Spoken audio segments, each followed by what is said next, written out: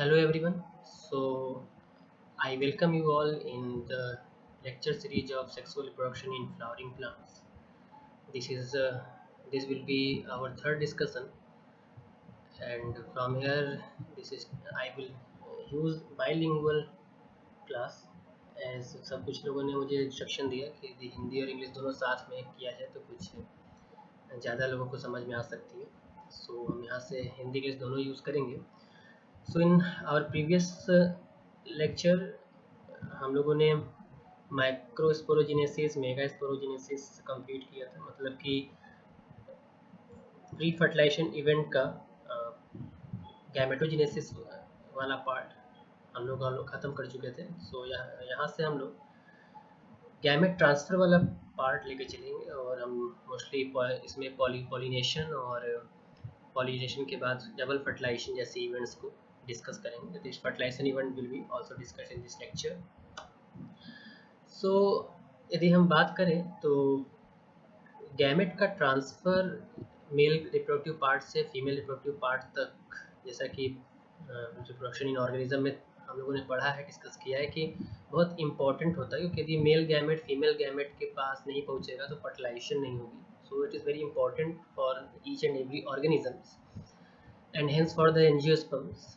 So mostly angiosperm में और gymnosperm में ये जो प्रोसेस है ये पॉलिनेशन नाम की एक प्रोसेस के थ्रू कंप्लीट की जाती है, जहाँ पे पॉलन ग्रेन्स के अंदर एक्चुअली मेल गैमेट प्रिजर्व होता है. दैट्स वाई हम लोग पॉलन ग्रेन्स को मेल गैमेटोफाइट के नाम से भी डिनोट करते हैं. तो पॉलन ग्रेन्स एंथर से स्टिग्मा तक ले जाया जाता है, और एंथर से स्टिग्मा तक पहुँचाए जाने पॉलन ग्रेन के पहुँचाए जाने की ये प्रक्रिया, जो कि कई तरीके से मोस्टली कई एजेंट्स के through, it can be abiotic और बायोटिक एजेंट्स, उनके थ्रू कंप्लीट की जाती है.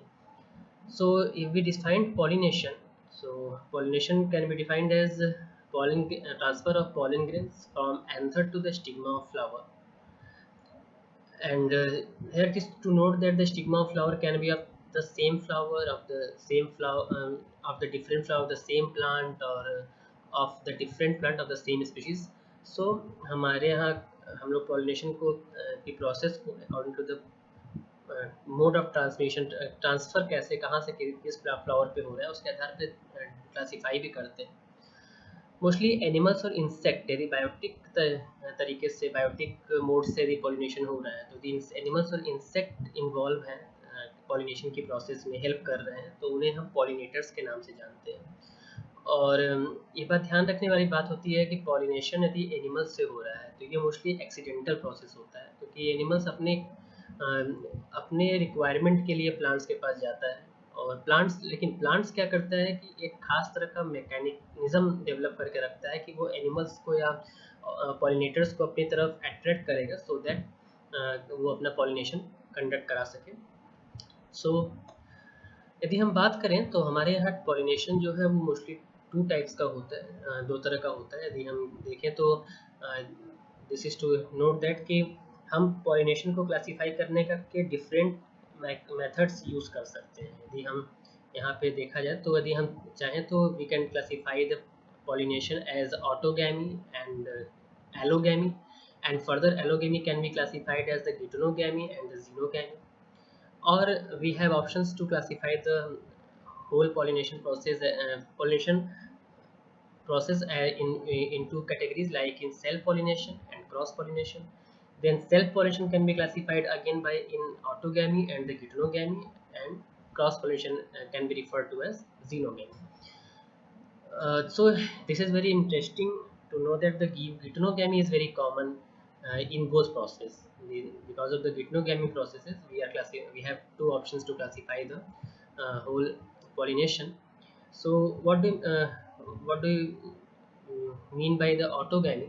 तो ऑटोगैमी की प्रोसेस को तो हम इस तरह से समझ सकते हैं कि सपोज कीजिए एक कोई फ्लावर है, कोई उसके अंदर से कोई पॉलन ग्रेन निकलता है और उसी के स्टिग्मा पर, उसी फ्लावर के स्टिग्मा पर जाके गिरता है, तो उस प्रोसेस को हम लोग ऑटोगैमी कहते हैं. It is very common in mirabilis जलापा, that is 4 o'clock plant, और पाइसम सटाइवम ऑल्सो. सो इस तरीके के प्लांट्स में बहुत कॉमन होता है।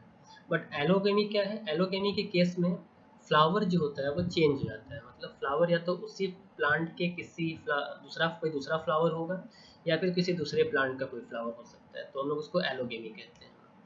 लेकिन गिटोनोगेमी क्या है, geitonogamy is the process, it is a special kind of pollination in which flower या जो है वो दूसरा होगा लेकिन प्लांट जो है वो सेम होगा। जिस प्लांट के फ्लावर का पॉलन निकल रहा है उसी प्लांट के किसी दूसरे फ्लावर के स्टिग्मा पर जाकर यदि वो गिरता है तो वो क्या है, गिटोनोगेमी।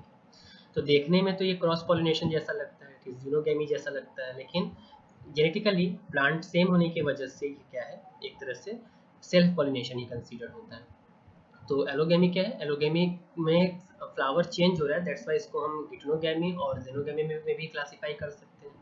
और हमारे पास दूसरा ऑप्शन भी है कि हम यदि सेल्फ पॉलिनेशन और क्रॉस पॉलिनेशन के रूप में ऑप्शन को करें तो हम सेल्फ पॉलिनेशन में ऑटोगेमी को रखेंगे और गिटोनोगेमी को रखेंगे, मगर क्रॉस पॉलिनेशन अलग हो जाएगा।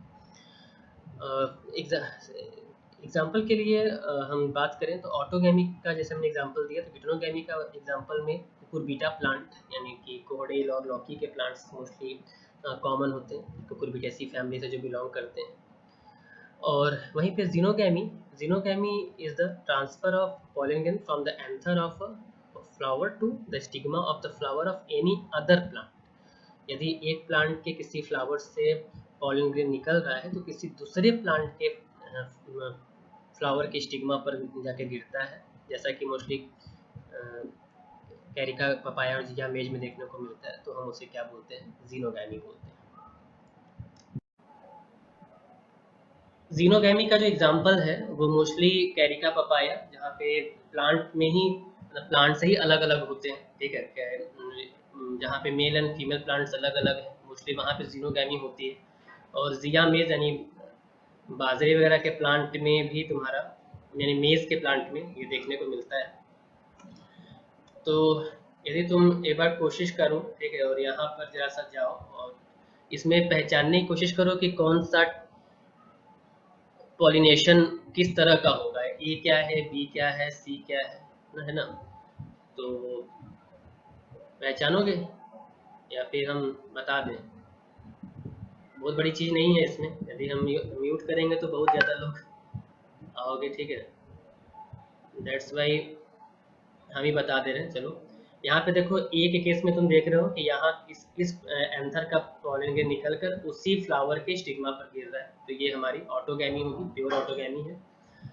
यदि हम बात करें तो इसमें एक फ्लावर का पॉलन ग्रेन रिप्रेजेंटेशन है, तो मतलब एंथर इस एंथर से या किसी भी एंथर से निकल के फ्लावर वो है, मगर प्लांट सेम है, फ्लावर दूसरा है और स्टिग्मा पर जाके गिर रहा है, तो दिस इज द गिटोनोगेमी।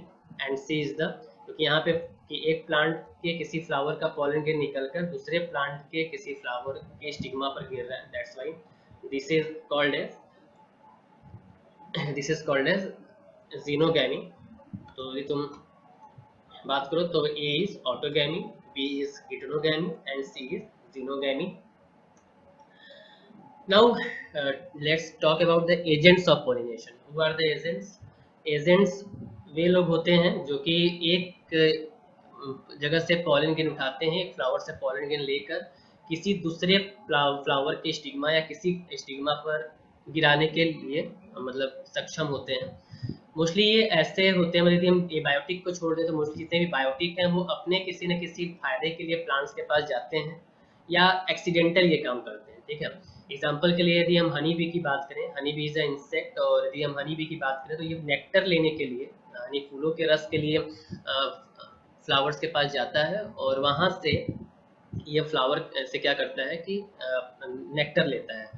तो फ्लावर क्या करता है, इसके लिए नेक्टर बना कर रखता है अपने पास, किसी लालच में हनी भी उसके पास आएगा और जैसे ही वो उसके पास पहुँचता है वो और उसके ऊपर बैठता है, पॉलन ग्रेन जो है एंथर से टेस्ट करके उसके पंखों पर चिपक जाते हैं और फिर वो कहीं भी जाता है तो पूरे फ्लावर की स्टिग्मा पर गिराते हुए जाता है। तो ये एक तरह का पॉलिनेशन का मैकेनिज्म है जो कि इंसेक्ट्स के मदद से होता है, which is a biotic agents of pollination. तो एजेंट्स कुछ भी हो सकते हैं, बायोटिक या बायोटिक हो सकते हैं। तो मोस्टली यदि हम एनिमल इंसेक्ट्स की बात करें तो पिछली बार मैंने बताया था कि तो वो लोग पॉलिनेटर्स के नाम से जाने जाते हैं बिकॉज वो बायोटिक है। और पॉलिनेशन यदि हम एनिमल्स के थ्रू देखा जाए तो ये क्या है, वो एक एक्सीडेंटल प्रोसेस होती है, मगर प्लांट्स की खासियत है कि प्लांट्स अपने लिए मैकेनिज्म बना के रखते हैं कि वो किसी तरीके से इन एजेंट्स को अपने पास बुलाएंगे। तो agents of pollination can be divided into two parts, biotic and abiotic. Abiotic includes wind, water, which are abiotic components of ecosystem. You have already learned and already studied about them. While the biotic includes all the living components, and these includes mostly four type of agents. First one is insect, which are most probable. सबसे ज़्यादा यदि किसी से pollination होता है तो insects से होता है, फिर बर्ड्स हैं, बैट्स हैं, मैमल्स हैं, ठीक है। तो ये क्लासिफिकेशन होता है एजेंट्स का। एजेंट्स मतलब जो पॉलिनेशन कराएंगे। नेक्स्ट यदि हम बात करें तो एक एक करके हम लोग को देखना है कि कौन कौन से पॉलिनेशन के लिए कौन कौन सा प्लांट मॉडिफिकेशन कर सकता है जिससे कि वो पॉलिनेशन करने में सक्षम करें, ठीक है। तो यदि हम एडाप्टेशन के लिए बात करें कि कोई प्लांट है जो कि विंड पॉलिनेशन करता हो, लाइक ऐसे ऐसे प्लांट जो कि विंड पॉलिनेशन करते हैं उनको हम एनेमोफिली के नाम से जानते हैं। एनेमोमीटर ऐसे डिवाइस को बोलते हैं जो कि विंड की स्पीड नापने के काम में आती है, तो एनेमोमीटर, ठीक है। तो एनेमो मतलब जहाँ भी वर्ड लगता है वो एयर के लिए, विंड के लिए होता है। एयर से कुछ नहीं हो सकता, एयर स्टैग्नेंट होती है, तो विंड जो है जब फ्लोविंग एयर है यानी विंड से पॉलिनेशन हो सकता है। तो ऐसे फ्लावर जो कि एनेमोफिली होते हैं यानी कि वो विंड के थ्रू पॉलिनेशन कराना चाहते हो, उनके लिए जरूरी है कि ये फ्लावर्स छोटे हों, कलरलेस हों, इनकॉन्स्पिक्यूअस हों, मतलब मोस्टली सब दिखाई नहीं देते हैं क्योंकि इनको बायोटिक कंपोनेंट्स को नहीं दिखाना है। यदि दिखाना होता तो फिर चलो मानते कि इनको दिखना चाहिए, मगर छोटे छोटे फ्लावर है तो विंड्स को कोई मतलब तो नहीं है अट्रैक्शन से। इनके पास कोई नेक्टर भी नहीं होता और ये मोस्टली इन्फ्लोरेंस के रूप में अरेंज होते हैं। तो ज़्यादातर एक जगह पर ढेर सारे फ्लावर्स एक साथ अरेंज होते हैं। तुमने भी कभी नेट पे सर्च करना और पैडी का फ्लावर देखने की कोशिश करना, धान का, तो तुम्हें समझ में आएगा। इनके इन्फ्लोरेंस काफ़ी कॉम्पैक्ट होते हैं। कॉम्पैक्ट होने का फ़ायदा मिलता है कि जब एयर लेकर आती है तो विंड लेकर आता है पॉलन ग्रेन, तो ढेर सारे फ्लावर होने की वजह से, ढेर सारे स्टिग्मा होने की वजह से वो एक साथ इस पे चिपक सकता है। एंथर जो यहाँ पर होते हैं वो वेल एक्सपोज्ड होते हैं, ठीक है, for easy dispersal of pollen grains. Well exposed anther का मतलब है कि जितना दूर दूर फैले रहेंगे, विंड चलेगी तो उतने आसानी से डेहिसिस करने में यानी कि गिरे हुए पॉलन ग्रेन्स, गिरते हुए पॉलन को उड़ाकर ले जाने में इनको फायदा मिलेगा। पॉलन ग्रेन्स यहाँ पर स्मॉल होते हैं, लाइट होते हैं, छोटे साइज के होते हैं, हल्के होते हैं, सूखे होते हैं, ड्राई मतलब ताकि कहीं रास्ते में कहीं चिपक न जाए, किसी एयर पार्टिकल से चिपक के न रुक जाए। डस्टी होते हैं, एकदम धूल के कण जैसे होते हैं। और इसीलिए ऐसे पॉलन ग्रेन जब निकलते हैं तो लोगों के नेजल कैविटी में जाकर, नेजल पैसेज से थ्रू जाकर मोस्टली कई तरह की एलर्जी भी कॉज करते हैं। कई तरह के ऐसे पॉलन ग्रेन भी तुमको मिलेंगे जो कि एलर्जी कॉज करने वाले होंगे। तो स्टिग्मा जो इनके होते हैं वो बड़े होते हैं, हेयरी होते हैं, मतलब एकदम बाल जैसे होंगे, हेयरी जैसे होंगे, ताकि इजिली पॉलन ग्रेन को अपने ऊपर चिपका सके, पकड़ सके। फीदरी भी हो सकते हैं, पंख जैसे।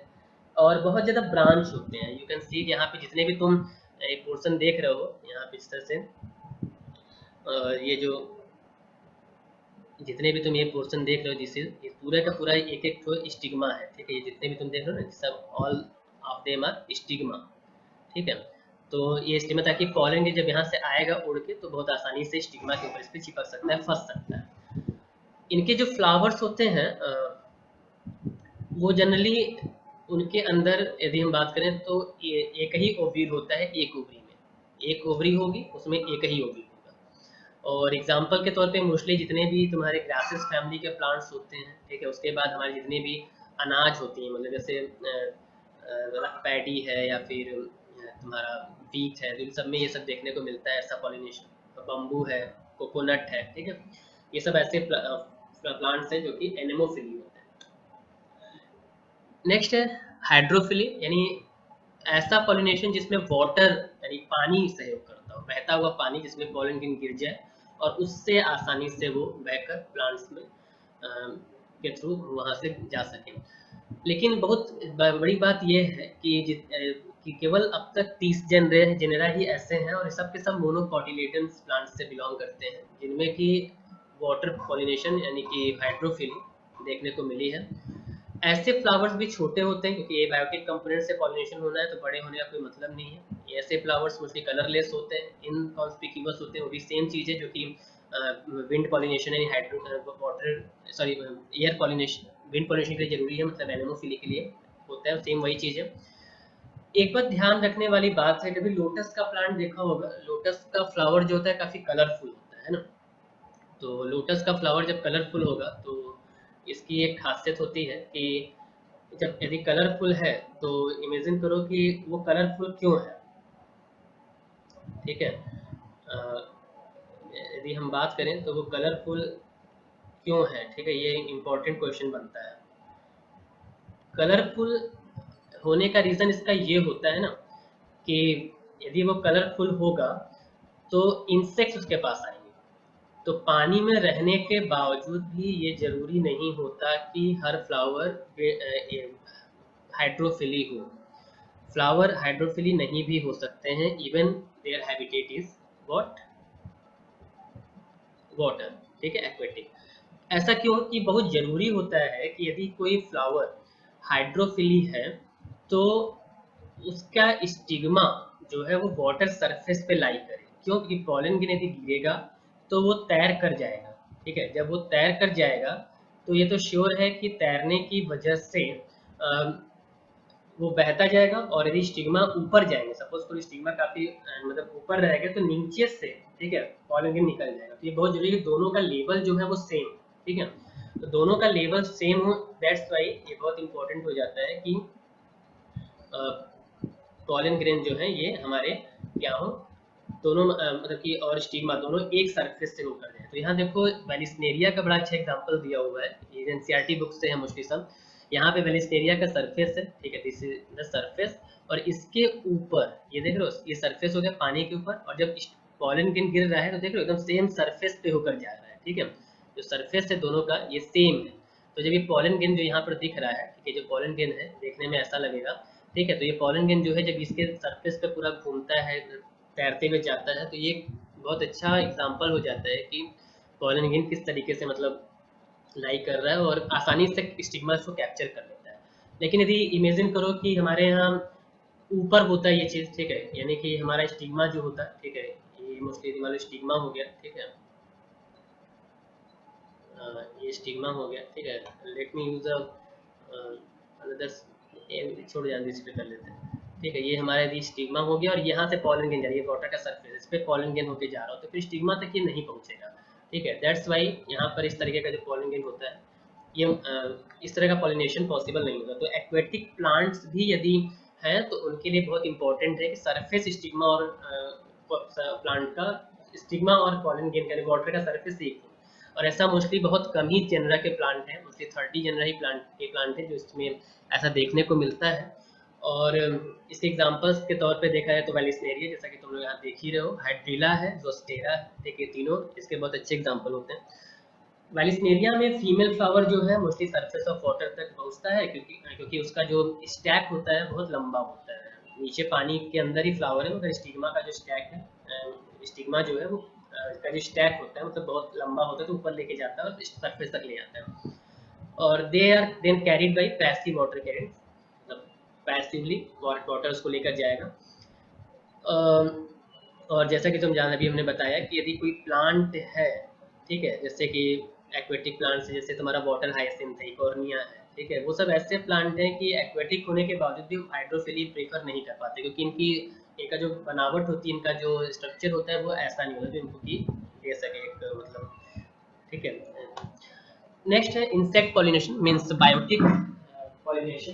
बायोटिक पॉलिनेशन मीन्स ऐसा पॉलिनेशन जिसमें लिविंग एजेंट्स, लिविंग ऑर्गेनिजम्स जो है ये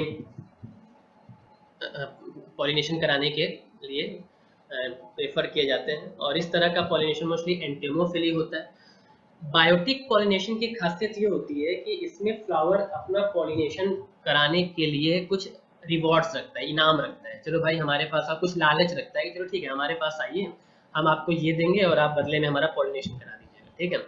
तो जैसे हम लोग पढ़ते जाएंगे एक एक करके, एक एक करके पॉलिनेशन में हम लोग इन रिवॉर्ड्स को भी डिस्कस करते जाएंगे। एग्जाम्पल के लिए यदि हम बात करें तो इंसेक्ट पॉलिनेशन के लिए, यानी जिसको हम लोग एंटोमोफिली के नाम से जानते हैं, ठीक है, तो ऐसे पॉलिनेशन में फ्लावर जो होते हैं वो ज़्यादातर बड़े होते हैं, कलरफुल होते हैं, मतलब रंग बिरंगे होते हैं, उनके पास बहुत अच्छी सुगंध होती है और नेक्टर होते हैं, फूलों का रस होता है, क्योंकि यही सब ऐसे कंपोनेंट है जो कि फ्लावर की तरफ इंसेक्ट्स को अट्रैक्ट कर सकता है।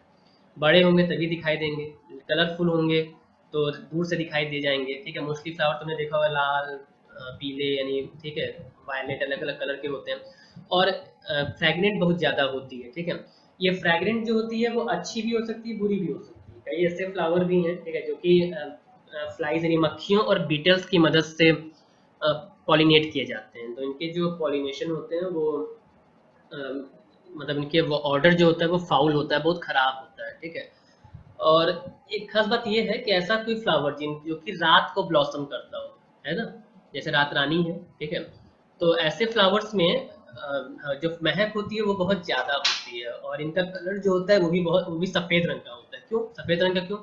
लाल रंग का होगा या किसी और डार्क कलर का होगा तो वो अंधेरे में दिखाई नहीं देगा। इसीलिए ऐसे फ्लावर जो रात को खिलते हैं वो या तो सफ़ेद होते हैं, और साथ में उनके बहुत ज़्यादा खुशबू बहुत अच्छी होती है, ताकि दूर से इंसेक्ट्स को अपने तरफ आकर्षित कर सकें। ठीक है, सो हम लोग बात कर रहे थे, हाँ, तो एंटोमोफिली में सबसे बड़ी खासियत ये होती है कि ऐसे फ्लावर जो होंगे वो लार्ज साइज के होंगे। गेंदे का फूल देख लो, गेंदे के फूल की खासियत ये होती है कि एक फूल में एक्चुअल में ढेर सारे फ्लावर, तो जो तुम एक बड़ा सा गुच्छा देखते हो वो पूरा का पूरा एक मतलब कॉम्पैक्ट फ्लावर होता है, उसमें एक एक जो पंखुड़ी जैसा दिखता है ना, वो सब के सब क्या है, एक एक फ्लावर है ना। और यहाँ पे एग्जाम्पल जो तुम देख रहे हो, ये गेंदा का फ्लावर नहीं है एक्चुअली, ये कोई और फ्लावर है। ठीक है, इसका नाम अभी मुझे याद था, दिमाग से निकल गया, पता नहीं क्या मैंने लगाया था। ठीक है, तो हनी हनी बी में, हनी बी के थ्रू इसमें भी होता है, बहुत सुगंधदायक होता है वगैरह। ठीक है, तो ऐसे फ्लावर्स हैं, मोस्टली फ्लावर इन्फ्लोरेसेंस में क्लस्टर्ड होते हैं, और ताकि वो दूर से दिखाई पड़े। ठीक है, दूर से दिखेंगे नहीं तो इंसेक्ट्स उसके पास जा नहीं पाएंगे। और यदि फ्लाइज और बिटल्स के थ्रू पॉलिनेशन होना है तो महक भी वैसी होनी चाहिए।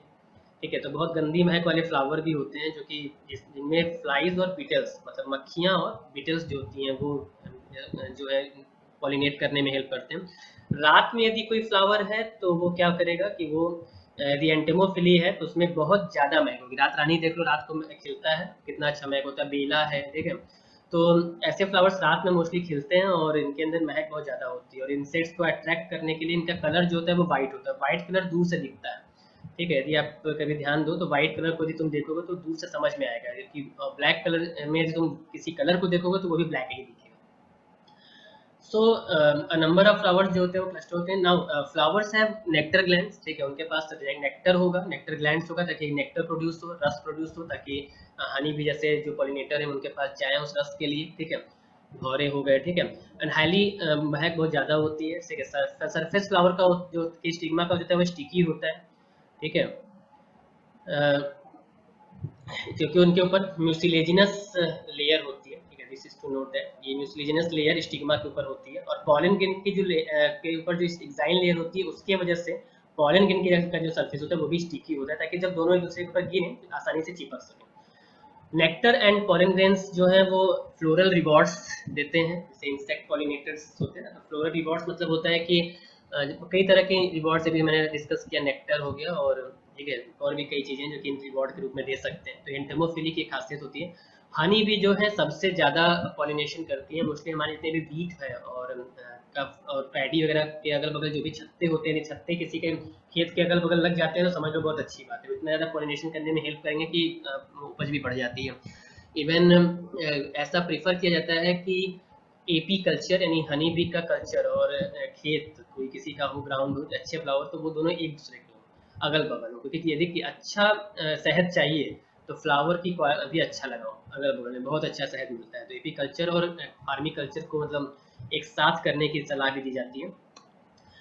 इंसेक्ट पॉलिनेशन का एडाप्टेशन जो है उनमें कुछ और एडाप्टेशन याद रखो, जैसे एपिसाइड नेक्टर्स और भी कई हो सकते हैं। जैसे एग्जांपल के लिए एमोर्फोफेलस एक प्लांट होता है, उसका फ्लावर अप्रॉक्सीमेटली 6 फीट की हाइट का होता है, बहुत लंबा हाइट है ये भी। और इसकी एक खासियत ये है कि ये एक खास तरह का जगह प्रोवाइड करता है अपने फ्लावर में, ताकि इंसेक्ट्स उसमें अंडे दे सकें, एग्स दे सकें, और इसी के लालच में वो वहाँ जाते हैं और पॉलिनेशन में हेल्प कर देते हैं। यक्का प्लांट्स, देखो ये यक्का का फ्लावर है, ठीक है, ये लगा हुआ है, और ये एक मॉथ है, ठीक है, ये मॉथ होता है, ठीक है, this is very important moth. Yucca flower में, और ये जो मॉथ होता है ना, इसका खासियत ये होता है कि ये यक्का प्लांट, यक्का फ्लावर और मॉथ दोनों एक दूसरे के बिना अपनी लाइफ साइकिल पूरी नहीं कर पाएंगे, ठीक है, क्योंकि मॉथ को अपने अंडे डिपॉजिट करने के लिए कोई सेफ प्लेस चाहिए, और यक्का फ्लावर जो है उसकी ओवरी जो है वो सेफ प्लेस होती है, जहाँ पे ये मॉथ अपना एक डिपॉजिट कर सकता है, इकट्ठा कर सकता है। तो ये बहुत इंपॉर्टेंट है, यदि यक्का ये मॉथ उसके पास नहीं पहुंचा तो पॉलिनेशन नहीं हो पाएगा, दैट्स वाई ये बहुत ही अच्छा एग्जाम्पल है दोनों के लिए, तो इसको थोड़ा सा ध्यान देना, ठीक है, ये दोनों बहुत इंपॉर्टेंट है, ध्यान रखना कि इस स्लाइड का और इस स्लाइड में मोस्टली क्वेश्चन बनते हैं, और एक एक नंबर के क्वेश्चन में, और तुम्हारे पैटर्न में तो हो गया ना कि एक एक नंबर में मोस्टली तुम्हारा जो मल्टीपल चॉइस क्वेश्चन आएगा, ठीक है, तो ध्यान रखना कि मल्टीपल चॉइस क्वेश्चंस की वजह से ये बहुत इंपॉर्टेंट हो जाएगा कि आप इन तीनों चीज़ों को, मतलब इन सारे एग्जांपल्स को अच्छे से याद करो, कि एग्जांपल्स से बहुत ज़्यादा मल्टीपल चॉइस क्वेश्चन बनेंगे, ठीक है, और मोस्टली हम कोशिश करेंगे कि कुछ क्वेश्चन जैसे पहले चैप्टर का क्वेश्चन दिया था वैसे ही और देंगे।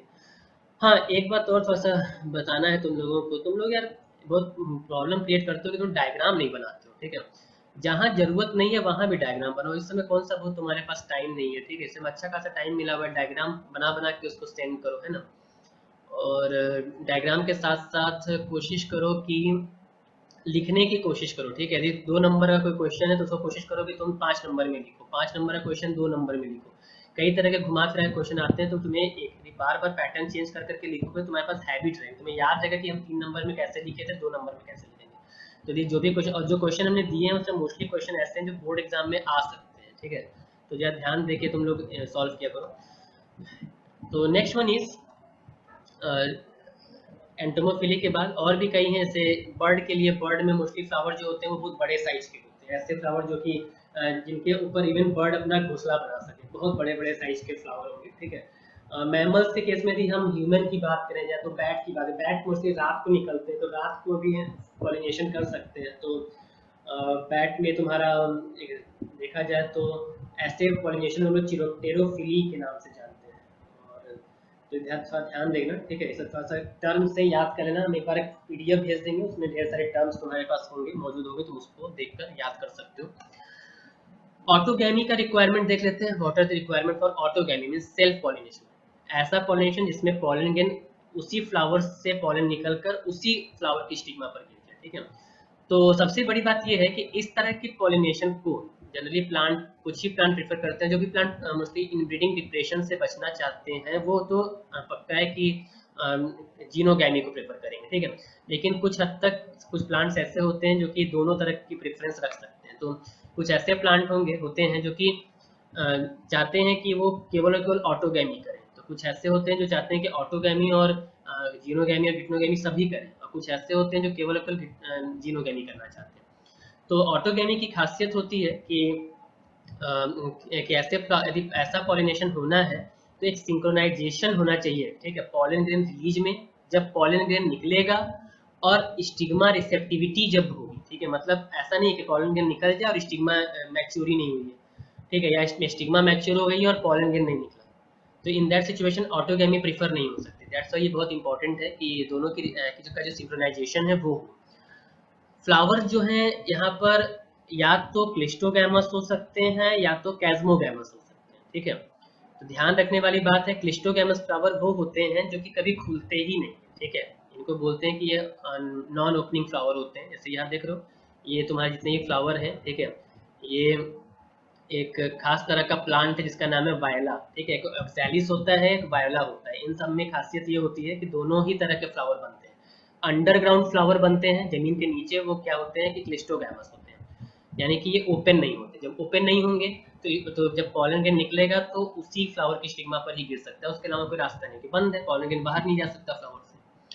और क्लिस्टोगैमस, ये जो कैस्मोगैमस है, कैस्मोगैमस का मतलब फ्लावर ओपन होता है, तो यहाँ देख सकते हो कि यहाँ वेल एक्सपोज्ड कंडीशन, ये भी वायला का ही है, लेकिन ये एबव ग्राउंड बन रहा है, ठीक है, तो ऐसे केस में तुम देखो तो यहाँ पे एक्सपोज्ड एंथर और स्टिग्मा होंगे कैस्मोगैमस में, तो ये तो ऑटोगैमी, गिट्रोगैमी, जीनोगैमी सभी करा सकते हैं, मगर क्लिस्टोगैमस होगा तो केवल ऑटोगैमी कराएगा, ठीक है। तो वायला और ऑक्सैलिस प्लांट दो एग्जांपल हैं, पूछा गया क्वेश्चन है तो कृपा करके याद कर लीजिएगा। ठीक है, इन दोनों में दोनों तरह के फ्लावर बनते हैं, कैस्मोगैमस भी और क्लिस्टोगैमस भी। ठीक है, और ये हमारा जो देख रहे हो ये फ्रूट का सीड पॉड का फॉर्मेशन, इसके अंदर सीड लगा हुआ है, ये अंडरग्राउंड है क्योंकि फ्लावर अंडरग्राउंड है, सीड भी अंडरग्राउंड। ठीक है। आउटब्रीडिंग डिवाइसेस का मतलब होता है ऐसे डिवाइसेस जो कि प्लांट में ऑटोगैमी को रोकने के काम आता है। ठीक है, ऐसे कंडीशन में प्लांट जो है ऑटोगैमी नहीं करेंगे। ठीक है, मोस्टली वो इन ब्रीडिंग को प्रेफर नहीं करते क्योंकि इन ब्रीडिंग जो होता है वो कई तरह के जेनेटिक प्रॉब्लम्स को भी सामने लाता है। बार बार इन ब्रीडिंग होगा बार बार, तो उस केस में क्या होगा कि बार बार सेल्फ फर्टिलाइजेशन होगा। सेल्फ फर्टिलाइजेशन मतलब प्रॉब्लम, मतलब वहाँ वेरिएशन नहीं आएगी।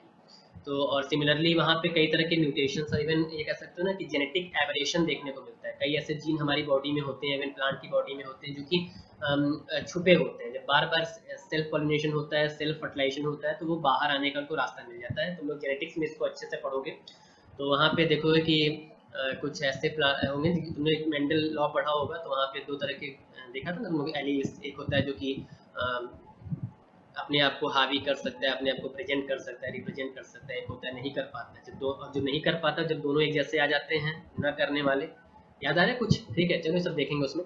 तो ऐसे कंडीशन को रोकने के लिए प्लांट्स मोस्टली आउट ब्रीडिंग करना बहुत प्रेफर करते हैं। तो फ्लावरिंग प्लांट जो है ये मोस्टली कई तरह के ऐसे सिचुएशंस डेवलप करते हैं अपने अंदर की वो सेल्फ पॉलिनेशन को नहीं होने देंगे अपने। ठीक है, और इन सभी तरीकों को हम लोग कलेक्टिवली आउटब्रीडिंग डिवाइस के नाम से जानते हैं। तो यदि ये सेल्फ पॉलिनेशन नहीं होने देंगे तो इनके पास एक ही रास्ता है कि वो सेल्फ केवल और केवल क्रॉस पॉलिनेशन करा पाए। इवन हाँ, ये अलग बात है कि यूटिनोगैमी और जीनोगैमी दोनों करा सकते हैं।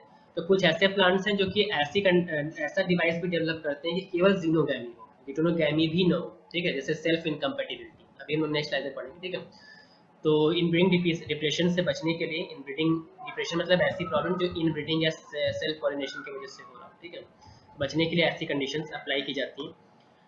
तो कौन कौन सी ऐसी सिचुएशन है जिससे कि इनब्रीडिंग डिप्रेशन रोका जा सकता है, इनब्रीडिंग रोक सकते हैं, यानी कि आउटब्रीडिंग प्रीफर की जा सकती है। आउटब्रीडिंग डिवाइसेस है, पहला है डेकोगैमी, जहाँ पे पॉलन और स्टिग्मा दोनों की मैच्योरिटी को सिंक्रनाइज नहीं करते हैं। मतलब जब पॉलन ग्रेन निकलेगा तो स्टिग्मा, उस फ्लावर का स्टिग्मा सिंक्रनाइज नहीं होगा, और जब स्टिग्मा निकलेगा मतलब समझ, जब स्टिग्मा मैच्योर होगा तो पॉलन ग्रेन या तो निकल चुका होगा या तो मैच्योर ही नहीं होगा।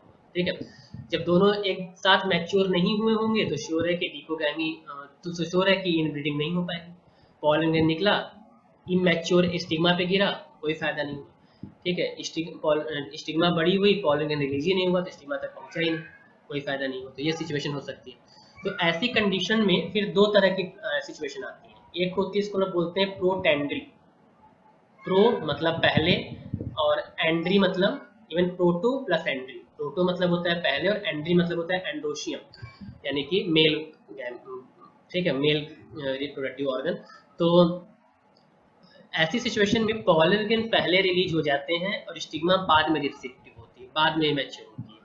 ठीक है, और भाई प्रोटोगैनी जब स्टिग्मा पहले मैच्योर हो जाती है और पॉलन ग्रेन बाद में रिलीज होते हैं। ठीक है, तो जहाँ जो पहले होता है उसी के नाम पे याद है, प्रोटेंड्री, प्रोटोगैनी। ये सब एनसीईआरटी में नहीं है तो थोड़ा ध्यान रखना, कॉम्पिटिशन वगैरह पूछ सकता है। ठीक है, सेकेंड थीम है एंथर और स्टिग्मा जो है वो प्लेस होंगे डिफरेंट डिफरेंट पोजीशंस पे, अलग अलग पोजीशन पे। ठीक है, so that pollen can not come in contact with stigma. ठीक है, और एंथर मोस्टली यहाँ पर नीचे होता है और स्टिग्मा ऊपर होती है। तो यदि पॉलन ग्रेन ऊपर से गिरेंगे तो स्टिग्मा तक पहुंचेंगे, तो यदि वो नीचे हो जाएंगे, ठीक है, यदि वो नीचे होंगे तो इस सिचुएशन में वो ऐसा नहीं कर पाएंगे। ठीक है, तो ध्यान रखना। एक एग्जाम्पल के लिए तुमको एक एग्जाम्पल दिखाते हैं इस तरीके से। ठीक है, यहाँ पे देखो। ठीक है, जैसे मान लो यदि हमारा ये फ्लावर हो जाए, ठीक है, कोई फ्लावर है, ठीक है, चल रही है, यदि ये दिख रहा है ना, यदि ये फ्लावर हो जाए, ठीक है, और इसका ये स्टिग्मा हो जाए, ठीक है, ठीक है, और इसके ये एंथर जो है छोटे रहे स्टिग्मा से, ठीक है, छोटे हैं तो पॉलन ग्रेन निकलेगा, नीचे गिर जाएगा। ठीक है, स्टिग्मा तक नहीं पहुंचेगा। तो ये एक बहुत अच्छा तरीका होता है जब हमारे यहाँ प्लांट जो है वो अपने आप को प्रेफर कराते हैं कि इस तरीके से कि चलो भाई हमें केवल और केवल आउट ब्रीडिंग ही करना है। तो ऐसी कंडीशन में मोस्टली स्टिग्मा और एंथर दोनों की जो कंडीशन है वो एक जैसी मतलब कि हाइट में डिफरेंस हो जाता है। मोस्टली स्टिग्मा लंबी होती है। सेल्फ इनकम्पैटिबिलिटी जिसकी हम बात कर रहे थे, ये गिटोनोगैमी भी रोक सकता है और ऑटोगैमी भी रोक सकता है। कैसे? यदि सेल्फ इनकम्पैटिबिलिटी होगी तो पॉलन ग्रेन जो उस फ्लावर का रिलीज होगा उसी फ्लावर के स्टिग्मा पर यदि गिर भी गया, पहुंच भी गया, इवन प्लांट से यदि उसी प्लांट का पॉलन ग्रेन उसी प्लांट के किसी फ्लावर के स्टिग्मा पे गिरता है तो स्टिग्मा पॉलन ग्रेन को रिजेक्ट कर देगी। ठीक है, वो उसको जर्मिनेट होने ही नहीं देगी, वहाँ पे पॉलन पिस्टिल इंटरेक्शन ही वहाँ पे क्या होगा, फेल हो जाएगा। तो इस सिचुएशन में सेल्फ इनकॉम्पैटिबिलिटी, इनकॉम्पैटिबल मतलब अपने लिए खुद से इनकॉम्पैटिबल होना, रिजेक्ट कर देना। ठीक है। Next one is very important example, papaya का प्लांट करता है, कैरिका पपाया। हाँ, मेल अलग प्लांट में, फीमेल अलग प्लांट में। ठीक है, ठीक है, मेल जो है वो अलग प्लांट में हो जाएगा और फीमेल जो है वो अलग प्लांट में हो जाएगा। ठीक है, तो ये मेल अलग प्लांट है, फीमेल अलग प्लांट है, श्योर है कि दोनों ही एक दूसरे को क्या करेंगे कि ठीक है, एक सेकंड रुकना तो। ठीक है, दोनों ही क्या करेंगे, एक दूसरे को वो कर लेंगे। ये वाला ठीक रहेगा, इसमें तुम्हें चेहरा दिखता रहे तुम लोग, है ना। तो अभी हमको भी बहुत कुछ देखना पड़ रहा है, हम ना चलाते चलाते भूल जा रहे हैं कि हमको करना क्या था, है कि नहीं। तो थोड़ा ध्यान रखना, है ना। हाँ, तो ऐसी सिचुएशन में क्या होता है कि यदि तुम बात करो तो यूनिसेक्सुअल फ्लावर प्रोड्यूस होते हैं। यूनिसेक्सुअल फ्लावर यदि प्रोड्यूस होंगे तो उसका फायदा क्या होगा पता है? यूनिसेक्सुअल फ्लावर रहेंगे तो गिटोनोगैमी भी रुकेगी, जीनोगैमी भी रुकेगी। क्यों? जाहिर सी बात है, उस एक प्लांट में केवल मेल है, एक प्लांट में केवल फीमेल है, तो जाहिर सी बात है मेल को निकल कर फीमेल की तरफ जाना ही पड़ेगा। ठीक है, तो ये फायदा होगा वहाँ पे, और इसलिए दोनों ही रुक जाएंगे। और ऐसी कंडीशन में इस सिचुएशन में हम लोग बोलते हैं डायोसी फॉलो करना। डायोसी का मतलब होता है आइदर मेल होना या फीमेल होना, डायोशियस कंडीशन। ठीक है, हेटेरोस्टाइली, ठीक है, इसके बारे में हम लोग देखे थे। ठीक है, स्टिग्मा और स्टाइल, ठीक है, दोनों के लेंथ में, ठीक है, में काफी अंतर आना, ठीक है, जिससे सेल पॉलिनेशन जो है रुक जाता है। ऐसी सिचुएशन ऑक्सैलिस में, लेथाइनिस में और प्राइमिंगला में देखने को मिलती है। ठीक है, हर्कोगैमी ये कुछ तरह के मैकेनिकल और केमिकल बैरियर्स होते हैं। मैकेनिकल और बैरियर्स मतलब जो प्लांट्स खुद से बनाता है, जिससे कि यदि ऐसे बैरियर रहेंगे तो बहुत इजीली वो एकदम सीधे बता देता है कि मुझे केवल और केवल क्रॉस पोलिनेशन ही करना है। एग्जाम्पल के लिए कैरियोफाइलेसी नाम की एक फैमिली है, उसके जो फ्लावर होते हैं उनमें वही जो सिचुएशन में बताया था अभी कुछ देर पहले ना, जहाँ पे मेल जो स्टिग्मा होती है बहुत लेंथ की ज़्यादा हो जाती है, जब स्टिग्मा लेंथ से ज़्यादा हो जाएगी तो श्योर है कि वो फिर पॉलन ग्रेन उसके ऊपर पहुंच नहीं पाएगा। तो ये कैरियोफैलेसी बड़ा अच्छा एग्जांपल है इसका। और कैलोट्रोपिक्स एक फ्लावर प्लांट होता है, बहुत अच्छा प्लांट है, मतलब टुकड़ा जैसा होता है, है वही सोलनेसी फैमिली का। तो इसमें क्या होता है कि एंडोशियम और गैनोशियम जो है वो दोनों मतलब कि एंडोशियम जो होता है वो एक खास तरह के पेटल के आवरण में होता है, मतलब कवर में होता है। वो कवर में रहेगा तो एंडोशियम से और गैनोशियम दोनों ही कवरिंग रहती है। ठीक है, तो एक ही सॉरी अलग अलग। ठीक है, corolla act as a hood in between androecium and gynoecium. Androecium एक तरफ होगा, गैनोशियम एक तरफ से, पर्दा दोनों के बीच में लगा होता है। तो दोनों एंडोशियम एक तरफ से मतलब खुला रहेगा और गैनोशियम एक तरफ से, मतलब फिर दोनों हुड की तरह काम करते हैं ताकि गिरे तो पॉलन ग्रेन गिरे तो स्टिग्मा में पहुंच ना पाए। दोनों के बीच में पर्दा लगा होता है, ठीक है, मतलब एक हुड लगा होता है। तो ये कुछ ऐसे डिवाइसेस हैं जो कि इन प्रिवेंट करते हैं इन ब्रीडिंग को। ठीक है, और वैसे भी पॉलन जर्मिनेशन की खासियत ये होती है कि पॉलन ग्रेन यदि निश्चित टाइम पीरियड में नहीं पहुंच पाया एक फ्लावर के स्टिग्मा के ऊपर तो श्योर है कि वो जर्मिनेट नहीं करेगा। इसको बोलते हैं viability of the pollen grain. ठीक है, तो वाइबिलिटी होनी भी बहुत आवश्यक होती है। ठीक है, कुछ ऐसे प्लांट्स हैं जिनकी वाइबिलिटी बहुत कम होती है, एनसीईआरटी में देखिएगा बहुत एग्जांपल्स उसमें दिए हुए हैं। ठीक है, और कुछ ऐसे भी होते हैं जिनकी वाइबिलिटी बहुत ज़्यादा होती है, महीनों की, सालों की भी हो सकती है वाइबिलिटी। ठीक है, तो वाइबिलिटी भी बहुत डिपेंडेंट होती है इस तरह की सिचुएशन में। पॉलन पिस्टिल इंटरेक्शन, जब पॉलन ग्रेन निकल कर स्टिग्मा पर पहुंच गया, ठीक है, तो इसके बाद इसका जो आगे का प्रोसेस है, ठीक है, वो कैसे होगा, that is come into the fertilization event. ठीक है, तो ऐसे यदि हम बात करें तो स्टिग्मा पे जैसे ही पॉलन ग्रेन पहुंचता है तो सबसे पहले इसको होना क्या है, पॉलन ग्रेन में से गैमेट को पहुंचाने के लिए वो ओव्यूल के अंदर एक ट्यूब जर्मिनेट करता है और इस पूरे प्रोसेस को हम लोग पॉलन जर्मिनेशन कहते हैं। लेकिन ऐसा पॉसिबल है क्या कि जो पॉलन ग्रेन पहुंच रहा है किसी प्लांट के फ्लावर की स्टिग्मा पे वो उसी स्पीशीज का हो हमेशा? ऐसा ही पॉसिबल है कि रोज का जो है वो मैरीगोल्ड के फ्लावर के स्टिग्मा पे पहुंच जाए? क्योंकि ये तो एक एक्सीडेंटल प्रोसेस है, कोई भी कहीं पहुंच सकता है। तो इस बात को श्योर करना जरूरी है कि जो पॉलन ग्रेन हमारी स्टिग्मा उस फ्लावर की स्टिग्मा पर गिर रहा है वो पॉलन ग्रेन कैसा है। यदि वो पॉलन ग्रेन उसी स्पीशीज का है तब तो अलाउ करना होगा, चलो भाई हम अलाउ करते हैं तुम्हें, come to us and germinate and आगे की प्रोसेस को बढ़ेगी। लेकिन यदि अलग अलग स्पीशीज के हुए तो पॉलन जो है वो जर्मिनेट नहीं करेगा, स्टिग्मा उसको रिजेक्ट कर देगा। और ये एक खास तरह का केमिकल रिएक्शन होता है जो कि जिसका पूरा सेट पॉलन पिस्टिल इंटरेक्शन के नाम से जाना जाता है। तो आफ्टर पॉलिनेशन ये बहुत जरूरी है कि स्टिग्मा और पॉलिनेशन जो है जो पॉलन उसके ऊपर गिर रहा है स्टिग्मा और पॉलन ग्रेन के बीच में इंटरेक्शन हो। और कई केमिकल पाथवे है जिसके बीच में ऐसा होता है और अलग अलग प्लांट्स में अलग अलग तरीके का मैकेनिज्म होता है पॉलन पिस्टिल इंटरेक्शन के लिए, तो इसको थोड़ा ध्यान देना, ठीक है। और इसलिए इसको ज़्यादा डिटेल में नहीं दिया गया है, ठीक है। तो जब सक्सेसफुल इंटरेक्शन हो जाता है, ठीक है, तो उसके सिचुएशन में फिर स्टिग्मा अपना न्यूट्रिएंट मोस्टली सुक्रोज और वाटर प्रोवाइड करता है प्लांट को, पॉलन ग्रेन को, जिससे कि वो फिर जर्मिनेट करता है। तुम्हारे सिलेबस में इस तरह का एक एग्जांपल भी है, मतलब एग्जांपल यू कैन से कि प्रैक्टिकल है, ठीक है, जिसमें तुम्हें डिफरेंट डिफरेंट फ्लावर्स के स्टैमेन सॉरी पॉलन ग्रेन्स को निकाल के उसको एक आर्टिफिशियल मीडियम, एक कल्चर मीडियम देकर जर्मिनेट कराना है और उनके टाइम पीरियड को करना है। हालांकि ये बड़ा टिपिकल हो जाता है, दैट्स वाई मोस्टली लोग एक ही फ्लावर को लेकर उसी के पॉलन ग्रेन को जर्मिनेट कराते हैं। तो उसमें हम लोग मोस्टली सुक्रोज का सॉल्यूशन लेते हैं और कई तरह के नाइट्रेट सॉल्ट लेते हैं, उनका मिक्सचर बनाते हैं खास रेशियो में और उसको हम लोग उसमें रख देते हैं कैविटी स्लाइड में और फिर कुछ समय बाद उसको ऑब्जर्व करते हैं, देखते हैं कि चलो ठीक है कितने ऑब्जर्व मतलब कितने ज़्यादा रिलीज हो रहे हैं, ठीक है, कितना जर्मिनेट कर रहे हैं, ठीक है, तो कितने समय बाद जर्मिनेट करते हैं, ठीक है। तो ये थोड़ा सा एक बहुत अच्छा प्रैक्टिकल है, ठीक है। मोस्टली मेरे पास पिछले साल की स्लाइड्स होंगे वो शेयर कर देंगे, तब यदि भगवान करें लॉकडाउन खुल जाता है तो फिर। तो जर्मिनेशन ऑफ पॉलन ट्यूब, ठीक है, जब जैसे पॉलन पिस्टिल इंटरेक्शन हो गया, सक्सेसफुल हो गया, तो उस सिचुएशन में क्या होगा कि दो फिनोमिना होंगी।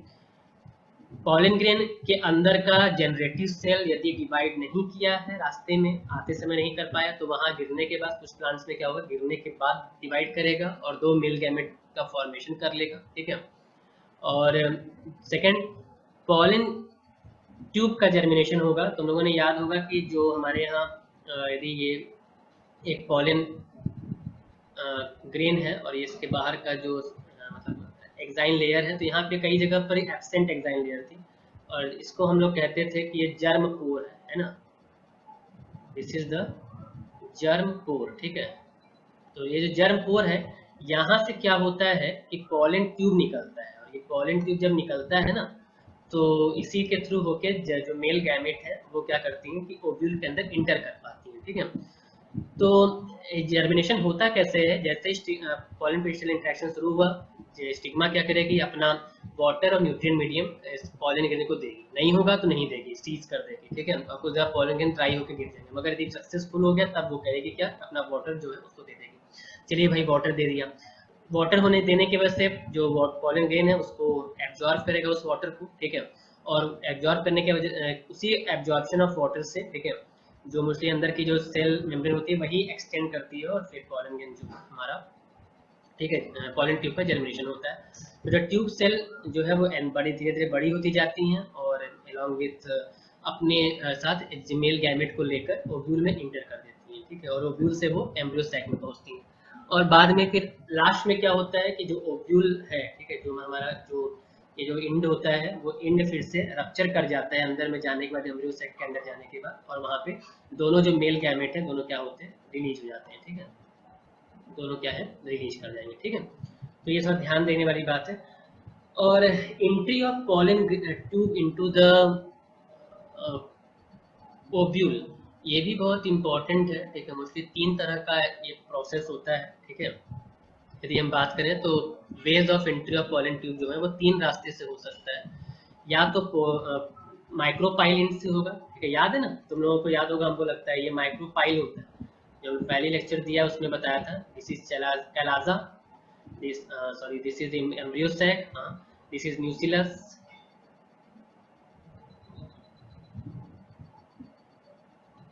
ठीक है, दिस इज न्यूसिलस, और ये हमारा क्या है, इंटीगुमेंट है, ठीक है। तो जो पॉलिन ट्यूब है वो कहीं भी कैसे भी किसी भी रास्ते से घूम सकता है। एग्जांपल के तुम्हें बताएं, ये जैसे मोस्टली तुम लोगों ने क्लास 10th में पढ़ा होगा कि ये माइक्रोपाइल के थ्रू पॉलिन ट्यूब का जो एंट्री है वो बहुत ज़्यादा होती है, ठीक है, मगर ऐसा नहीं है। हाँ, पॉलिन माइक्रोपाइल के थ्रू सबसे ज़्यादा होती है, लेकिन मगर इसके अलावा भी कई रास्ते हैं, ठीक है, इसके अलावा भी कई रास्ते हैं, ठीक है।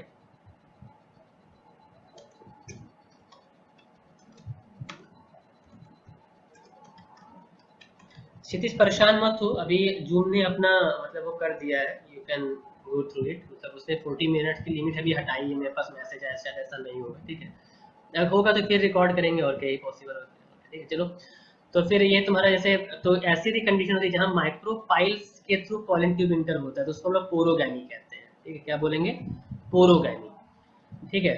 यदि मोस्टली हर प्लांट में ऐसा ही देखने, मोस्ट ऑफ द प्लांट में ऐसा देखने को मिलता है। कुछ ऐसे प्लांट होते हैं जहाँ पे ऐसा नहीं होता, वहाँ पे क्या होता है कि इंटीगुमेंट को क्रॉस करके, न्यूक्लियस को क्रॉस करके तब एम्ब्रियो सैक में डायरेक्ट एंट्री होती है, ठीक है, तो इस सिचुएशन को हम लोग मीजोगैमी कहते हैं, ठीक है।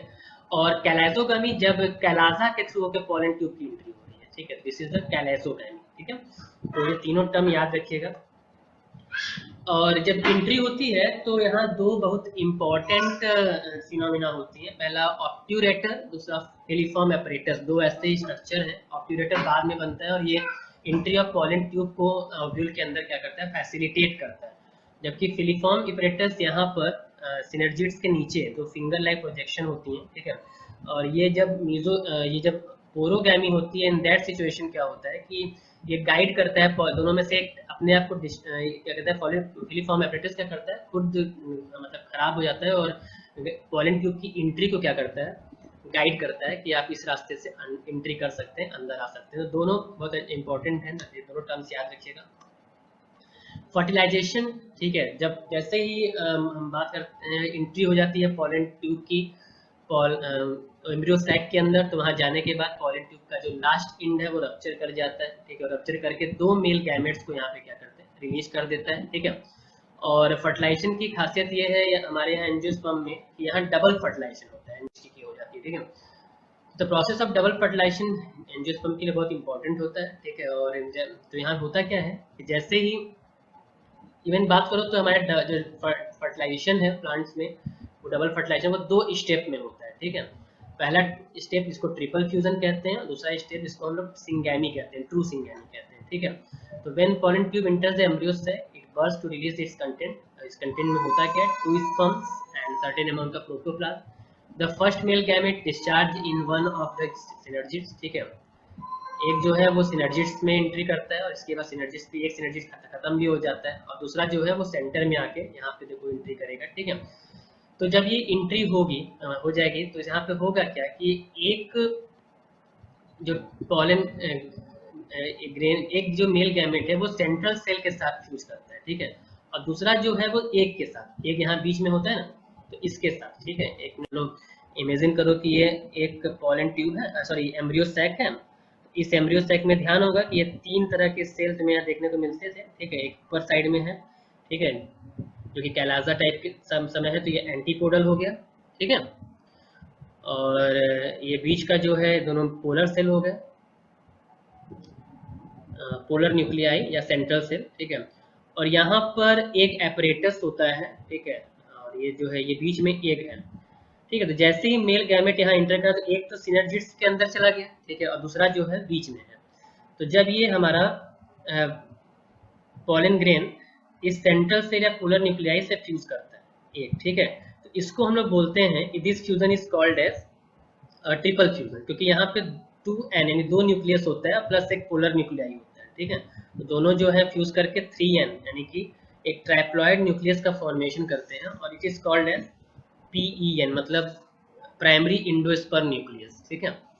और सेकंड वन इज एग जो है, तो ये जो दूसरा वाला मेल गैमेट है वो एक के साथ फर्टिलाइज करता है। जाइगोट बनना है ना, जाइगोट नहीं बनेगा तो एम्ब्रियोजेनेसिस नहीं होगी, फिर मेन प्रॉब्लम एंडोस्पर्म बन के क्या करेगा। एंडोस्पर्म तो न्यूट्रिशन देने के लिए होता है, इसके बारे में पढ़ना है अभी आगे, ठीक है। तो एग जो है, तो यहाँ पे एक न्यूक्लियस है, सॉरी यहाँ पे एक न्यूक्लियस है N प्लस दूसरा N, और इस सिचुएशन में जब दोनों फ्यूज करते हैं तो डाइप्लॉइड जाइगोट का फॉर्मेशन होता है, and this is the true syngamy, ठीक है, ये क्या है, सिंगैमी है। तो इसका रिजल्ट क्या होगा, ये जो है जाइगोट का फॉर्मेशन करेगा। ठीक है, तो जाइगोट, तो इन दोनों को मिला दिया जाए, यानी कि यदि हम बात करें तो दोनों को मिला दें, यदि हम ट्रिपल फ्यूजन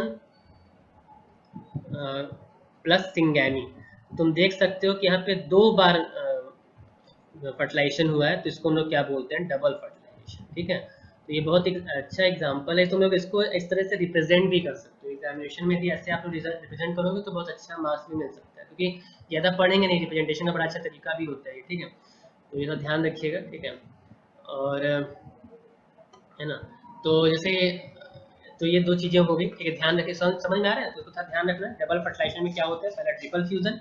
ट्रिपल फ्यूजन मतलब एक ऐसा फ्यूजन है जहाँ पे मेल गैमेट जो है वो फ्यूज करेगा, ठीक है, फीमेल गैमेट के साथ। ठीक है, और दूसरा होता है कि उसको बोलते हैं हम लोग कि सिंगैमी। सिंगैमी में क्या होता है कि मेल गैमेट जो है वो फ्यूज करता है एक के साथ, ताकि जाइगोट का फॉर्मेशन हो सके, और जाइगोट जो है बाद में जाके एम्ब्रियो का फॉर्मेशन करता है। ठीक है, तो ये 2 चीजें इसमें ध्यान रखना था। आई थिंक आज यहीं तक हमको लगता है होगा। तो ध्यान रखना है कि male gamete plus egg give rise to an zygote, male gamete plus polar nuclei give rise the primary endosperm nucleus. ठीक है, तो इन दोनों को मिला दिया जाए तो क्या बनेगा, डबल फर्टिलाइजेशन कहलाएगा। ठीक है, डबल फर्टिलाइजेशन के बाद एम्ब्रियोजेनेसिस के प्रोसेस में जाइगोट बना, जाइगोट जो है वो आगे जाके एम्ब्रियोजेनेसिस का फॉर्मेशन करता है। So today I am finishing here, and in our next video lecture I will discuss about embryogenesis and other unusual mode of reproduction in flowering plants. Thank you for patience listening.